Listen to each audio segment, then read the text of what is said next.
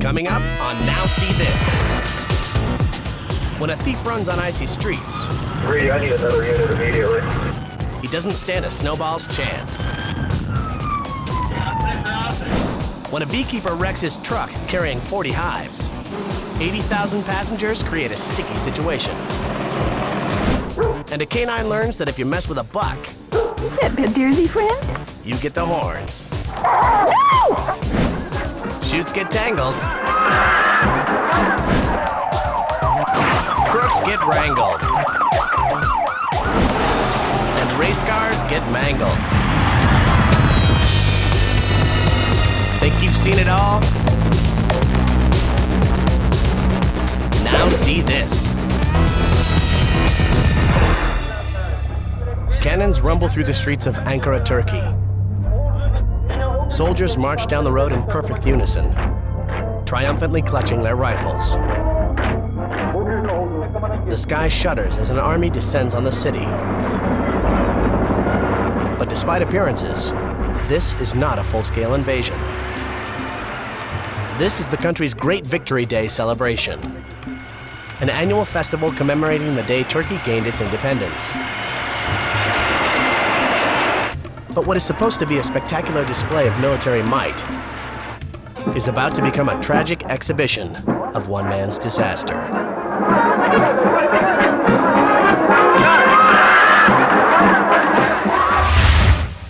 The crowd at Ankara's Hippodrome Arena has celebrated the day watching their armed forces on parade.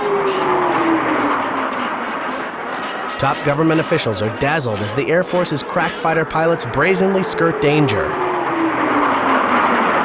flying just a few feet apart in a precision maneuver. Attention remains skyward as aerial acrobats weave their way through the atmosphere. But the skydivers have problems almost immediately. When this paratrooper lands on his comrade, the outcome is fortunately harmless. But when the same mistake happens 100 feet above the ground, the outcome will be deadly serious. Sergeant Levent Karabalut is sailing in a tight formation when he suddenly changes his flight path with devastating results.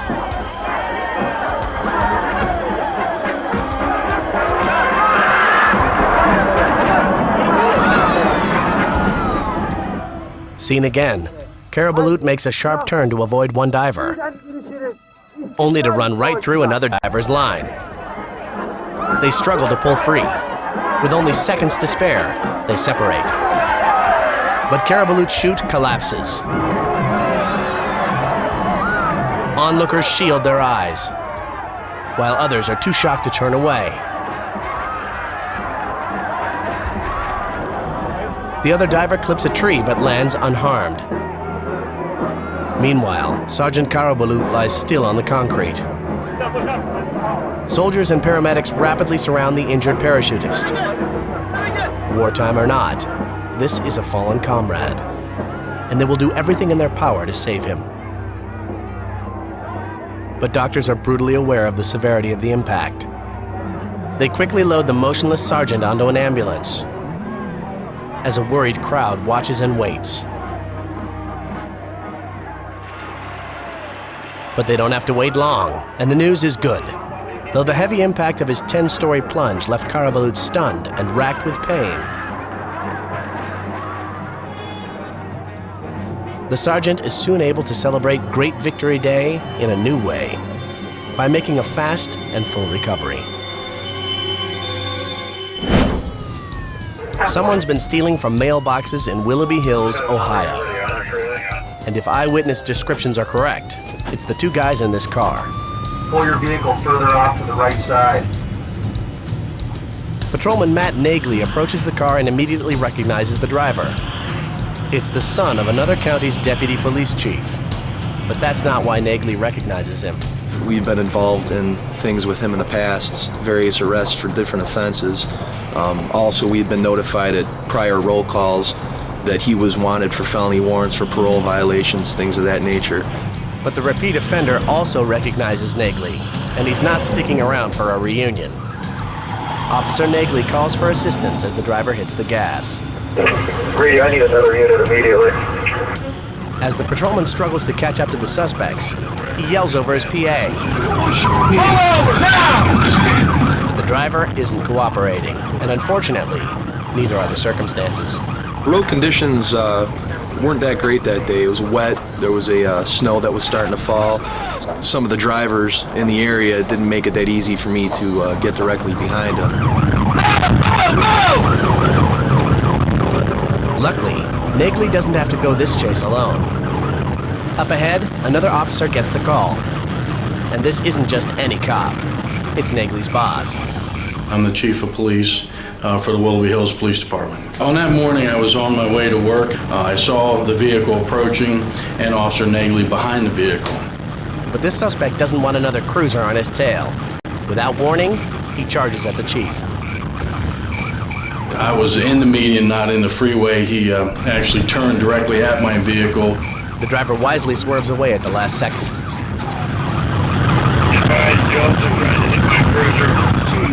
Chief Collins could easily seize control of the chase. But a good leader also knows when to follow. I was basically the secondary car involved in this pursuit. I took a secondary role to assist Officer Nagley, who was the lead vehicle in the pursuit. With the support of his superior at his tail, Officer Nagley closes the distance between himself and the suspects. But when Nagley gets close enough to see into the car, he notices something troubling. The passenger during the pursuit appeared to be panicked. I could see him waving his arms. It appeared as though he was trying to tell the driver of the vehicle to pull over for me. Whatever role the passenger played prior to the stop, it's clear he didn't sign up for a high-speed chase. Luckily, it looks like officers are about to get a break. A break with 36 wheels. There were some truckers that positioned themselves in front of the vehicle. They attempted to make a rolling roadblock. Unfortunately, it's all for naught. The suspect vehicle was able to maneuver between the trucks at that time and then continue in the pursuit. One trucker tries to squeeze the suspects off the road, but the driver lays on the accelerator and shoots around the behemoth. Officers aren't sure how much longer they can keep this up. The road conditions actually started to get worse. As we got further out into the snow belt, the snow started to fall a little heavier, so we knew that we didn't have much time left to stay engaged in this pursuit. As the suspect crosses into the next county, Chief Collins radios the State Highway Patrol to set up tire flattening stop sticks. The suspect barrels toward the trap, but at the last second, he jerks the wheel. It's the last move he makes.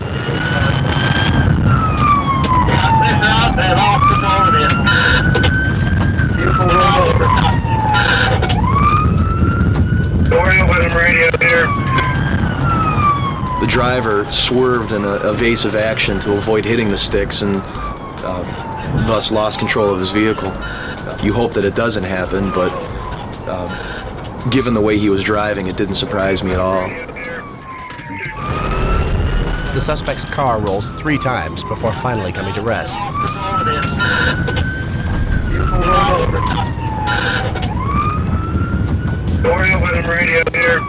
Officers cautiously approach the wreck. It doesn't look good. 753 advised, we do have a vehicle rollover. Injuries. The driver was thrown into the back seat and knocked unconscious.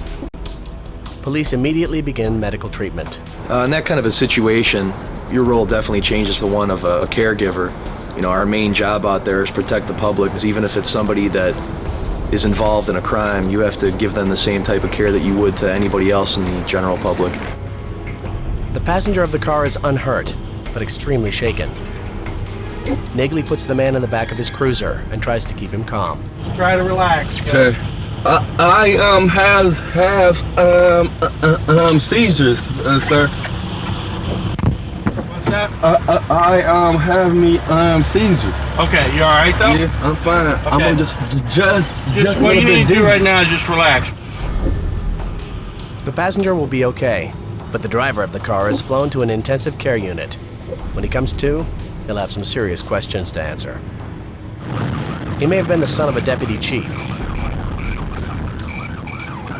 but instead of following in his father's law-enforcing footsteps,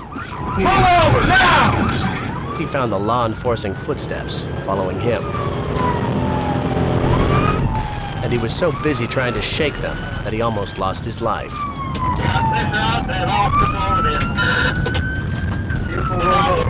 Luckily for him, Chief Collins and Officer Nagley were just as concerned for his safety as they were for his arrest.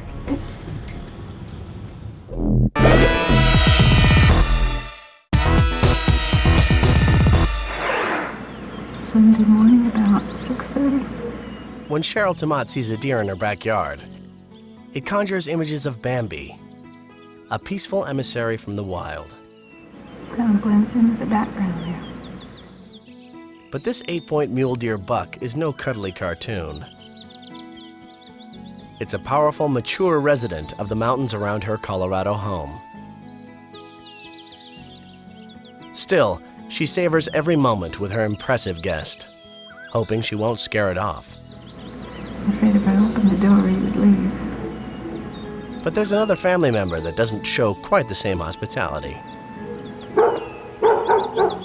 It's Little Bear, Cheryl's 3-year-old purebred chow. This is Little Bear's turf, and usually, all it takes is a few loud barks to scare off an intruder. But this trespasser is not impressed. Little Bear can't understand why this strange creature hasn't run away. He wants a closer look at this brave new beast. While the two animals regard each other with suspicion, Cheryl can't imagine anything but a happy outcome to their encounter. Who is that, Bearsy? That Deersy friend? But this is no friend. At 250 pounds with 8 battle-tested spikes, this buck is about to become a grave threat. No! No! Oh, you attacked him. Oh, poor Bearsy! Come here, let me see if you're okay. Incredibly, the dog survives without a scratch. Almost in disbelief, Cheryl had kept taping, even as the stag's antlers raked just past her fiercely loyal dog. But fight soon turned to flight, and the wild buck bounded off as the chow chased after. If the deer had wanted to, he could easily have killed Cheryl's beloved little Bearsy. This time, he let them both off with a warning. No! No! Any resemblance to cute cartoon is purely coincidental. Oh, poor Bearsy! Come here, let me see if you're okay. It may be just a qualifying round for 2 drag racing hot boats. But Dave Ferguson, on the left, is gunning for a world record. Dave is confident his 3,000 horsepower engine will propel him across this quarter-mile stretch of river in Choteau, Oklahoma, in less than 6.6 seconds. He gets a great start and leaps into the lead, but then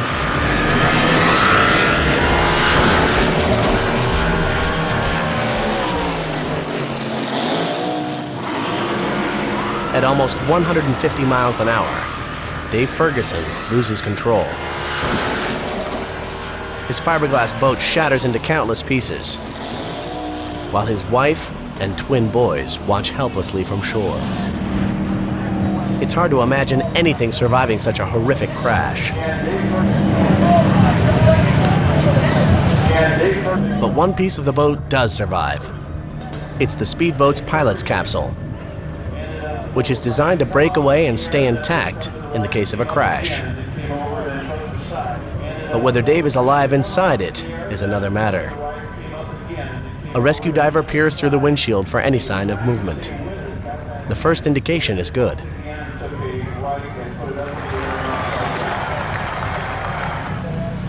But the extent of Dave's injuries is still in doubt. He's finally extracted from the capsule and placed on a stretcher. His family and supporters are still worried until Dave himself gives them a reassuring thumbs up. Dave owes his life to this space-age cocoon. Hot boat capsules are made of fiberglass mixed with Kevlar, the same material used in bulletproof vests. The windshield comes from an F-16 fighter jet. And inside the watertight pod are roll bars and a tank of fresh oxygen. Everything you need to survive a crash like this.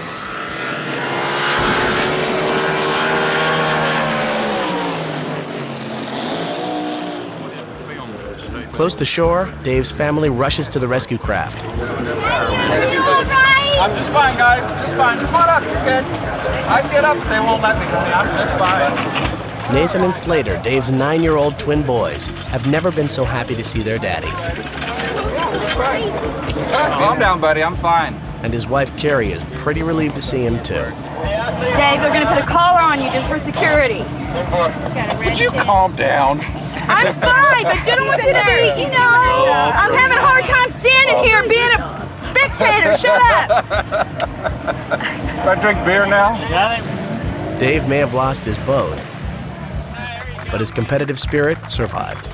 Yeah, I got 2 months to rest up and build a new boat, so we'll be back in Phoenix.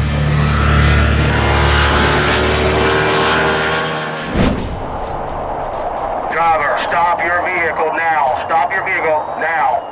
Unless you're a cop or a criminal, you'll probably never know what a high-speed pursuit is really like. Unless you're Bobby Barr. Wow. He's an ordinary citizen who found himself riding shotgun one night in a terrifying chase. This is real. This is in Birmingham, Alabama. This was going on in my neighborhood where I was born and raised. It began when Jefferson County Sheriff's Deputy Philip Humphreys spotted a possible drunk driver. 459, he is weaving all over the road. I got him on the radar at 87. Sitting next to Humphreys in the passenger seat is his good friend Bobby Barr. I've known Philip for a long time. He enjoys his job immensely, and it was something that I was kind of interested in. And Philip said, well, why don't you come ride with me one night? Philip had even told me, he said, Bobby, you're probably going to be bored to death tonight. But a mere 15 minutes after their ride along begins, things start to heat up. We're attempting to stop. He ain't seeing me. Philip turned his lights on to go ahead and pull him over, and the subject decided he just didn't want to pull over. What's this guy doing? I think he's so incoherent. Stop your car now. Pull off the road. Stop your car. Pull your car off of the roadway now. But the drunk isn't stopping. Bobby Barr realizes that, like it or not, he's now part of a high-speed police chase. It's an adrenaline feeling. Your life could be on the line. I'm gonna need some assistance. He's not gonna stop. Stop your vehicle now, driver. I will attempt to stop you if you do not stop. I will attempt to stop your vehicle physically. Stop your vehicle now. Deputy Humphreys is about to make good on his word. This is where it gets dangerous. When the chase catches up to a unit from the nearby Trussville PD, they work together to try to box the suspect in. Ready toward Birmingham. Then the drunk actually hits the other cruiser. Boy, there's been contact with the Trussville car. For Bobby Barr, it's a frightening reminder of how high the stakes are. Metal is touching metal, and damage is being done. The Trussville unit speeds ahead to block in the suspect. At one point, when we're getting close to the end, Deputy Humphreys said to me, he said, Bobby, it's time for this to end. It's time to stop this. Seatbelt on? Yes. I thought, Philip, what are you about to do? We're gonna roll and stop on here. With the drunk now boxed in on 3 sides, the officers try to force him to a stop. But the suspect has other ideas. He heads across the grassy median. Now he's going in the ditch. It's the worst thing that could happen. This routine DUI pullover, meant to protect other drivers, is about to endanger them. Went through the ditch at the interstate. We're headed back the wrong way on the interstate. The suspect barrels toward oncoming traffic, narrowly missing an innocent motorist. It was at that point that I became scared for somebody else's life. He was going to do whatever it took to get away. And Deputy Humphreys will do whatever it takes to stop him. 6-5, we make contact with this vehicle with our car.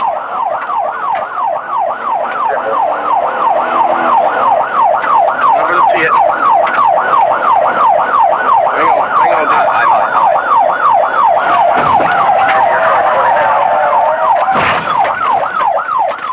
Philip decided to put this thing to an end, and he performed what was called a pit maneuver. Philip clipped him from the back end, causing the car to spin out, and at that point, the chase was over. This drunk driver is no longer a threat, as Deputy Humphreys springs from his cruiser with his weapon drawn. The man wisely allows the officer to cuff him. For Bobby Barr, it all sinks in. When everything came to an end, it was hard to believe that, wow, for the last 5 or 10 minutes, I have probably experienced the most fascinating, the most adrenaline pumping, the most dangerous point in my life that I'll ever come to. I lived this. This wasn't something on the big screen. This was real.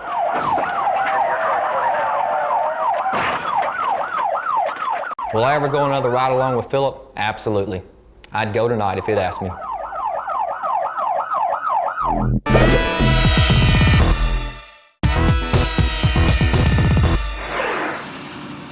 Beekeeper Chris Robinson has just had the worst New Year's Eve of his life. He was on his way home after the last honey harvest of the season when his truck careened off a remote farm track and into this New Zealand ravine. The crash shattered the 40 hives Robinson was carting. Now he finds himself trapped with a broken leg and 80,000 displaced angry bees, which are stinging him relentlessly. If he doesn't get help soon, he may not live beyond New Year's Day. Luckily, Robinson had called his wife earlier that evening to let her know where he was headed. When he didn't come home, the worried woman called an aerial search team. I knew that what to expect when we got down there may be an awful lot of angry bees. Rescuers arrive wearing heavy protective suits, but there's nothing shielding Chris from the stinging horde. And to get him to safety, paramedics will have to somehow keep the bees at bay. With limited resources, rescuers come up with an impromptu plan. They call the helicopter pilot in close, hoping the downdraft of the rotor wash will blow the bees away while they secure Robinson to a gurney. The plan works, and the helicopter pilot airlifts the beekeeper to safety. After 12 hours in the middle of a ferocious swarm, Chris Robinson is finally free. He suffered broken bones, dehydration, and hundreds of bee stings, but he will survive. He's very fortunate that he let his wife know where he was and that she alerted the farmer and he was able to go and find them. Chris endured more pain and anguish in the first hours of the new year than most people do in an entire year. Luckily, thanks to the quick action and ingenuity of his rescuers, he can resolve to spend the rest of the year taking it easy. Today's race car drivers put a wide variety of finely tuned vehicles to the test. But when speed finally catches up with them, they test something else: the limits of safety. Tonight, at the Irwindale racetrack outside of Los Angeles, safety will become the primary concern between two good friends. At this late model NASCAR race, Todd Burns, in black car number 4, is in the lead. In third place, in the yellow car number 34, is Todd's pal Kevin Wood. He decides that now is the perfect time to make his move against his buddy in black. Kevin cuts to the inside, accelerating into a curve. He briefly gains the lead, but then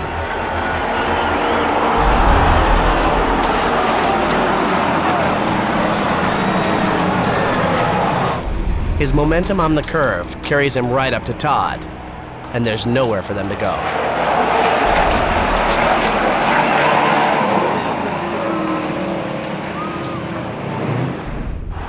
Todd's car does a barrel roll over Kevin's, and both vehicles shatter completely. Now it's a race of another kind. The Speedway's 10-person rescue crew is on the scene immediately. They quickly examine the driver's cages in both cars. As Todd Burns exits his vehicle, the crowd roars its relief. But Kevin is still in his car. As Todd goes to check on his friend, the rescuers reach in and undo Kevin's restraints. Incredibly, Kevin Wood emerges from the wreckage, a little bruised, happy to be alive. Todd Burns and Kevin Wood will be able to continue their friendly rivalry another day. And many other drivers will get to continue pushing their own limits of luck, speed, and safety.